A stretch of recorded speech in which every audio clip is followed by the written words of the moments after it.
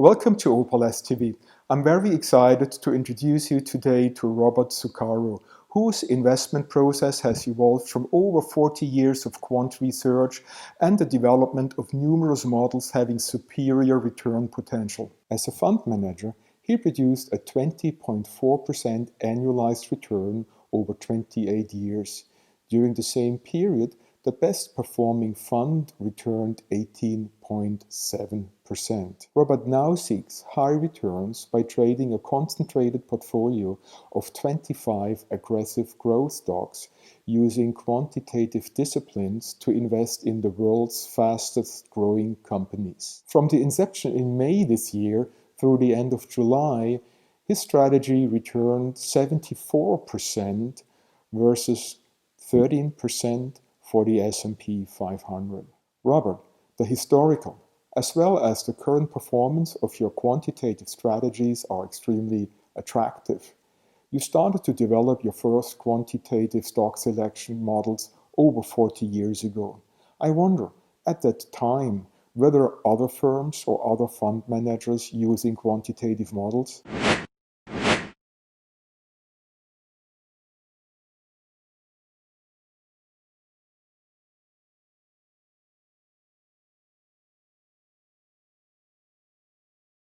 First of all, Matthias, there were no models in that day and age because everything that we did was paper and pencil. We didn't have computers. So what I did was to build systems. I started practicing quant approach to money management for a couple of reasons. One, I had completed my CFA in 1976, which covered a number of studies on Wall Street research, which demonstrated that in the aggregate, they did not add value. Secondly, when I was asked to work on the Axe Houghton stock fund, I came out of the research department as one of 8 analysts. The first thing I did, which I thought was entirely logical, considering every account in-house, including the stock fund, was underperforming the market. So I evaluated the recommendations of each analyst. It came as no surprise that not one analyst was adding value in the way of making recommendations. So I knew if I followed the same process as the other portfolio managers that I could not possibly succeed. I decided to adopt a systematic approach, which I called back then a fractional earnings approach.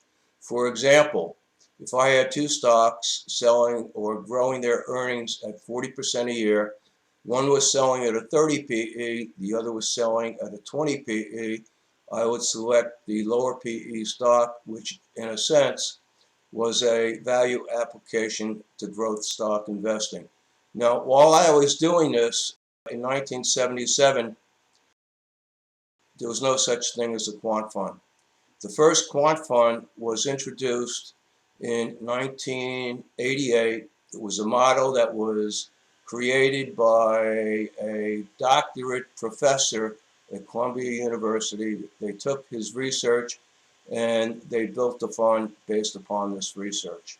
So I was well ahead of my time in adopting a quantitative approach. Robert, why did you decide to trade only stocks at that time and don't diversify with bonds or other instruments?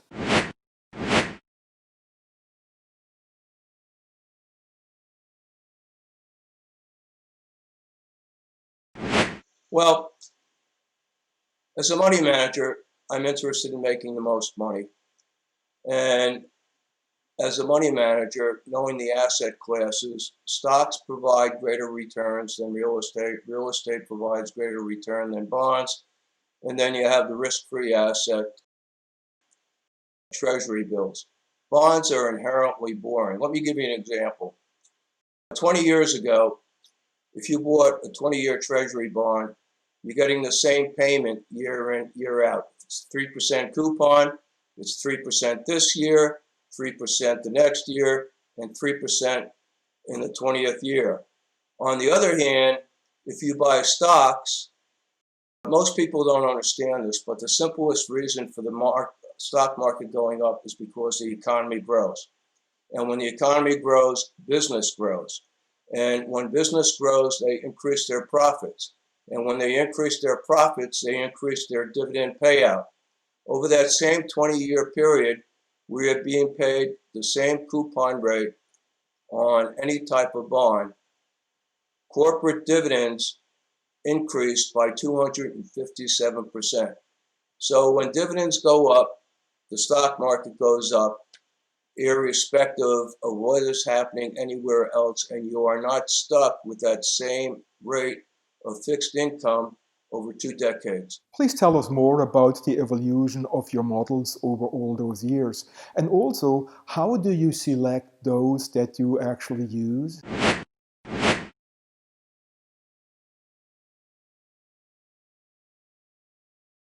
In my first 28 years in the business, using my paper and pencil approach, using quantitative principles to run portfolios, I annualized a return of 20.4% over a 28 period, which was better than any mutual fund. I left the business in the mid-2000s and focused my time on continuing to do my research and also concentrating on our family office assets. I always felt that my research was very valuable, and the only way to monetize it was to come back in the business and run some type of fund in order to demonstrate the worth of my research, which is when I really started building models. The first model that I built was faulty because it was predicated on a faulty data bank. That was discarded. We built our second model, which has done very well. Our second model has a 10-year track record of 31% annualized rate of return. And we've been running this model for 2.5 years. We recently retired it for this reason. During the Democratic primaries about a year ago, one contestant raised the possibility of taxing security trades at the half of 1%. Historically, my portfolios have been very high turnover. In years past, I could easily be called a momentum manager, which is probably an apt description of what I used to do. So utilizing the old portfolio characterized by high turnover, every year we would be starting out behind the market by -8 to -10 percentage points. When I heard the idea of floating a securities tax, I went into a panic mode.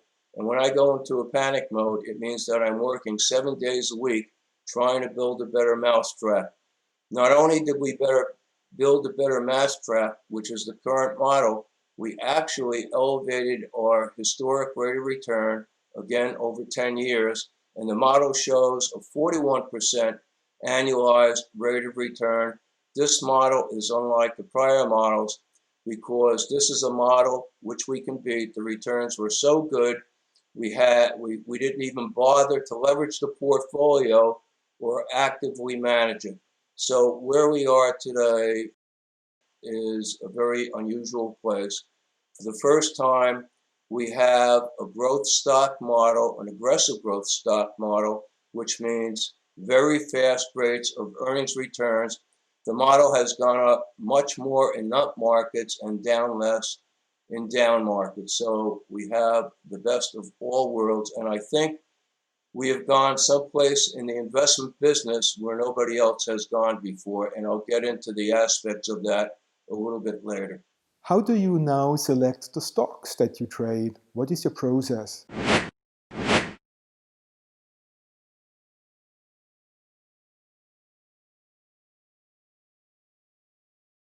Our investment process is very specific.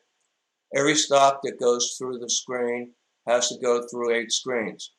There are 9 critical growth rate variables and 3 price change variables that built into the model. Not only must the growth rates be very high, among the very highest in the industry, they have to show year to year overall growth with no interruptions in the growth rate. Also, if you look at the slope of growth rates, it has to be going up, which means earnings acceleration. We favor those types of growth rates as opposed to decelerating growth. And finally, every stock that goes into the portfolio has to have hit a new high in the last 60 days. As we look at the prospective candidates, the stock that has hit a new high in the last month is better than a stock that has hit a new high in the last 2 months. Now, we have a corner on investment knowledge, and that body of knowledge is called New High Stock Research. We have found through our research that when a stock hits a first new high, it goes on to make additional new highs 99% of the time.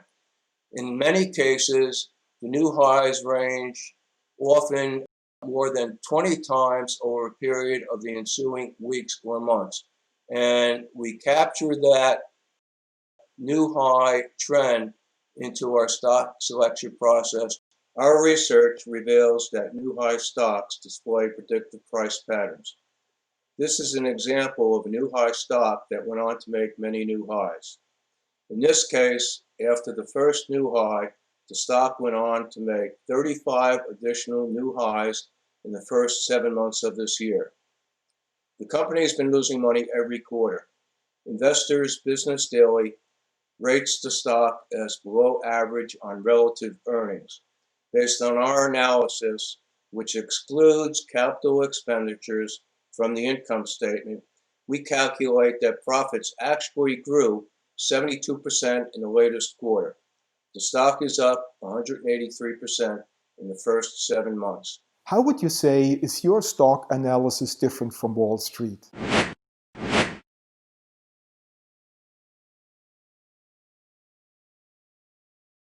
I've been a disciple of Investors Business Daily and their relative scales for both price strength and earnings growth rate. But Wall Street has yet to come up with a way to analyze deficit companies. Let me give you an example. When companies report deficits, they tend to be lower ranked on a relative scale. On a relative scale, the highest mark is 99, the lowest is 0. Some of the stocks that we buy are ranked in IBD as low as 2 or 4, which means the bottom decile.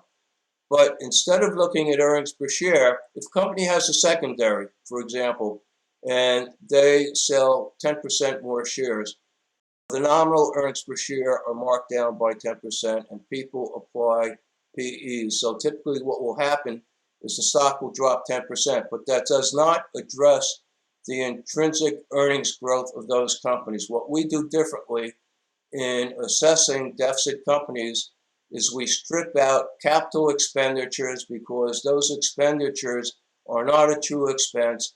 They are an investment in the future to grow the company faster. And the profits we look at are not earnings per share profits, but we are looking at intrinsic profits growth after we strip away capital expenditures. So we look at earnings growth in an entirely different way, which is innovative and not the way that the rest of Wall Street looks at profits growth.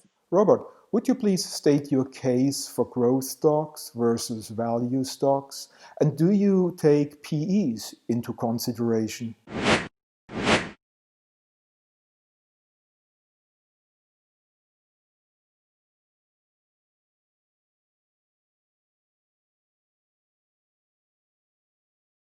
Well, there are a lot of misimpressions in the investment business.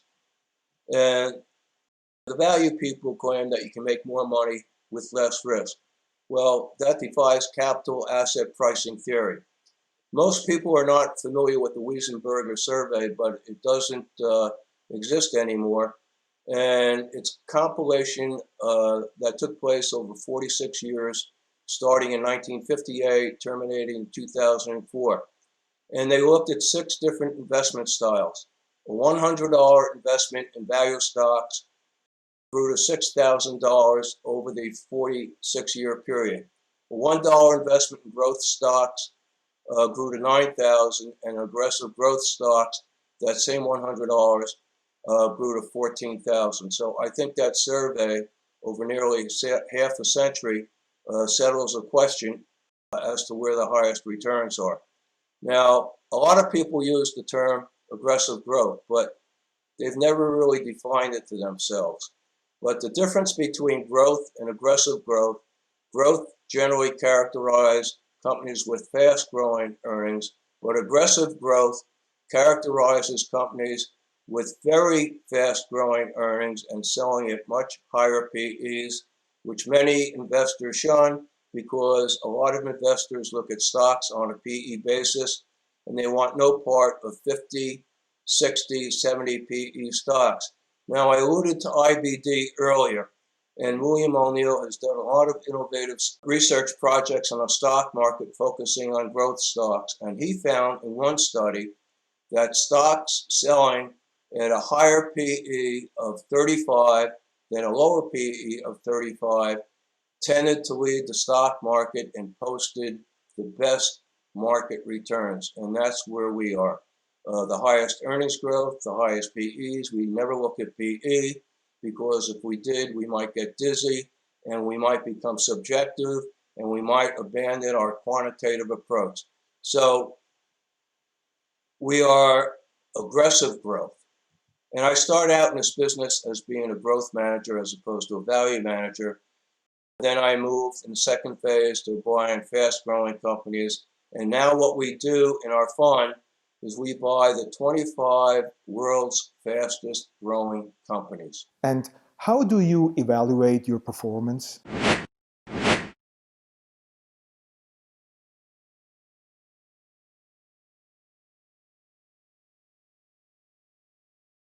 Starting in 1978, to me, I'm very logical in my approach, and I'm very demanding upon myself, and I ask myself hard questions in order to develop an investment product set.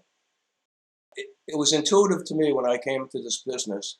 If I'm going to manage a portfolio, I need to know if I'm making decisions that help or hurt the portfolio. And from day one, I started a post-mortem analysis of a portfolio. After analyzing every stock in my fund at the end of 1978, it became apparent that there was a strong correlation between earnings growth and price change. The chart before you takes a post-mortem look at my portfolios each year during 1985 through the year 2000. Stocks that grew their earnings between 20 to 99% average price gain of 40%. For those that grew their earnings by 100% or more, the average price gain was 114%. It is estimated that S&P 500 earnings will fall by 44% in the second quarter.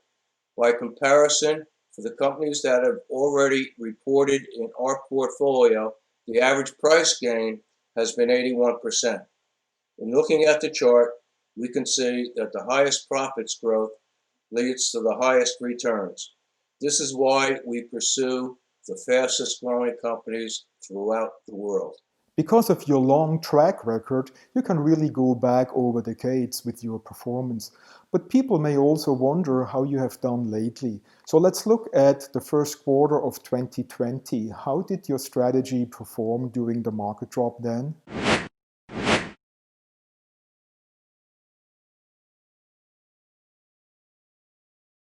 Well, the model we built now is a rarity among growth stocks, and I never thought of conceiving such a model because the model defies capital asset pricing theory, which means that in up markets it goes up more in up markets and down less in down markets. I'll give you an example. You alluded to the first quarter of this year in which the S&P contracted by 19.2%. Our model went down 1.1%.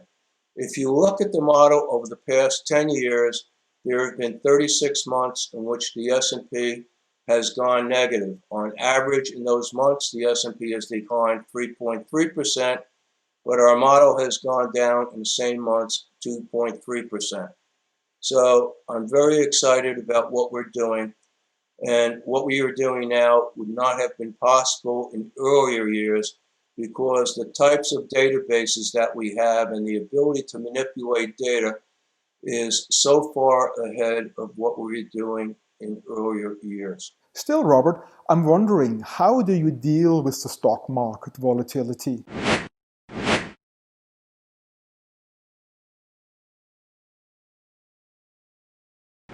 Well, it was probably more than a month ago, I appeared on a panel. There were four of us. And the first three panelists answered the question, they diversify more, which means they're reducing risk. But when they talk about reducing risk, it's never mentioned if you reduce risk, you're reducing return. I off the cuff said, well, I think volatility works to our advantage. I didn't really have a quantitative answer to the question when I made the statement. So I went back and looked at my research, and I knew coming into the discussion that there had been, over the 10 years, 36 stocks over that entire period that had more than doubled their price gains in any given year. I happened to look at our current portfolio of 25 stocks, and right now in our portfolio of stocks, which through yesterday was up 59% on the year, and when I looked before I came on live this morning, we were up another 3% this morning. But of those 25 stocks, there are actually 14 stocks that have more than doubled in price this year. If we look at the current 25 stock portfolio, we're looking at 12 companies in the internet software industry, another 6 not internet software, but technical and medical software companies. Then we have a couple of internet commerce companies, internet communications companies, and a couple of biotech companies. I'd say the underlying thread among all these companies is that they have something proprietary, such as software or products like biotech drugs, which cannot easily be replicated and pose a barrier to entry. So these companies have the ability to continue growing their earnings at rapid rates for a succession of years. And how does your strategy perform during market declines?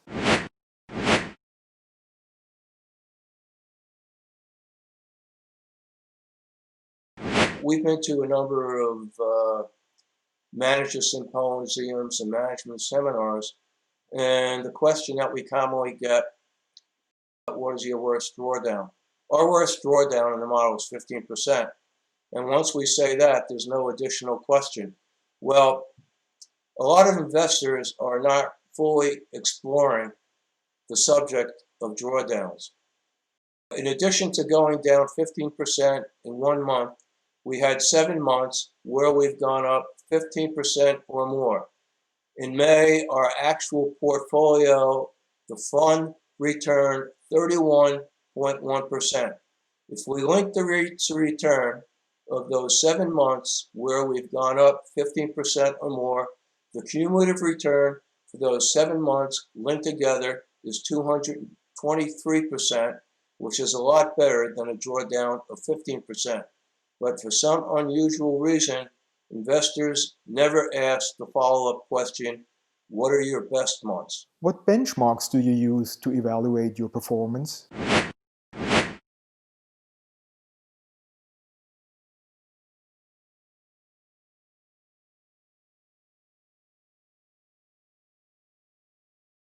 We are a top money manager. We've had a top performance record over 28 years. I've said earlier, we have a top performance right now. In order to get that to that level, we are more demanding of ourselves than anybody else. As I said with the Axe Out and Stock Fund, I followed 2 of the top performing funds and I wanted to emulate them. We compare against the toughest benchmarks. The toughest benchmarks we've been able to find include IBD 50, which is a composite of 50 growth stocks.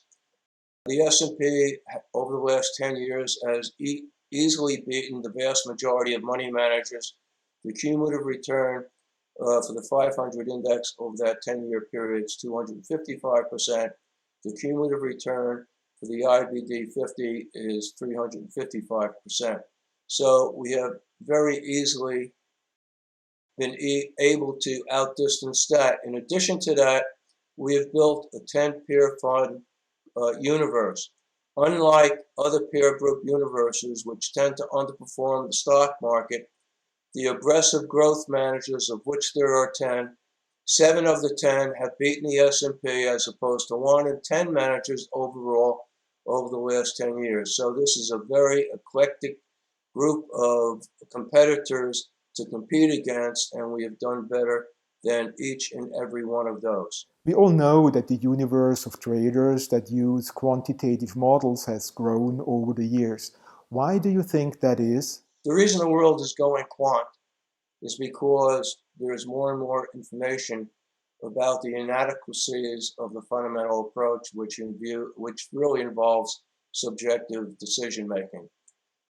In 2013, of total trading volume, 13% was comprised by quants. That number has more than doubled since then, and today in the stock market, 1/3 of trading volume is conducted by quant managers. So the world is going quantitative, not only in the stock market. If you look at baseball, 20 years ago, all 30 managers of baseball teams were baseball people. Today, they use a lot of quantitative approaches. At last look, the New York Yankees had 21 statisticians crunching numbers for them. Today, if you look at the ranks of the general managers in baseball, only 3 of the 30 are baseball people. The rest of the universe are quants, and they use numbers in order to get to where they want to be, not only in selecting players, but in managing games on a day-to-day basis. Now, Robert, if you could fix something in the investment universe, in the investment business out there, what would that be?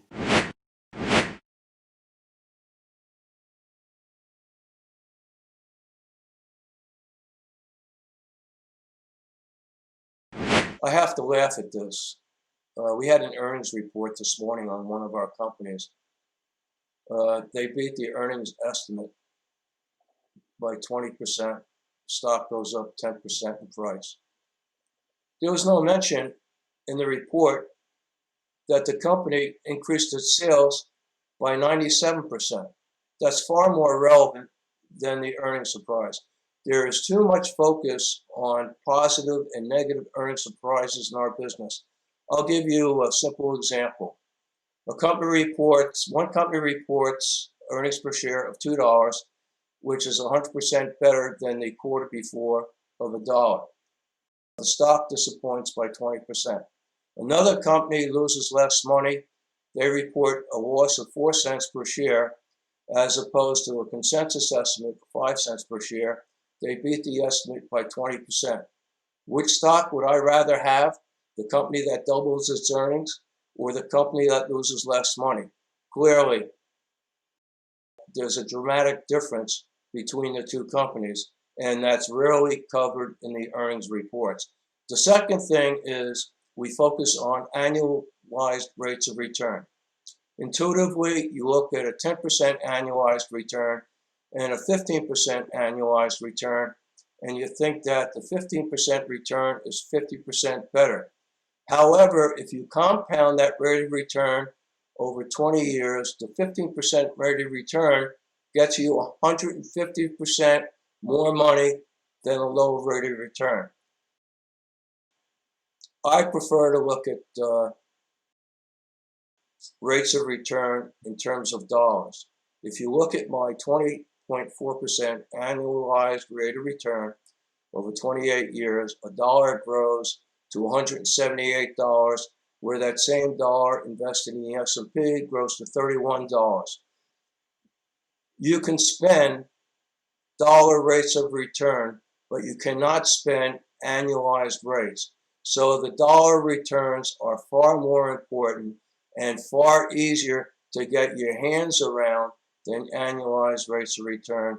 And that's the way I think the industry should go. You worked so long in the mutual fund industry, where the fund managers are employed and usually don't invest in their own portfolios. Do you invest in yourself?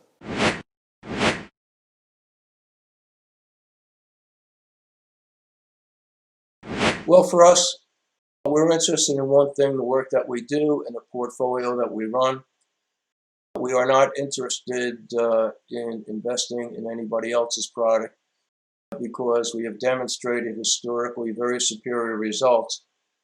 If we're going to bet on one horse, we're going to bet on us. So we put all our family office money into our own portfolio. We don't play the game the way a lot of managers play it, and that's not to lose. And that's just my makeup. It's not for everybody. It's the way I am, and it's the way I operate.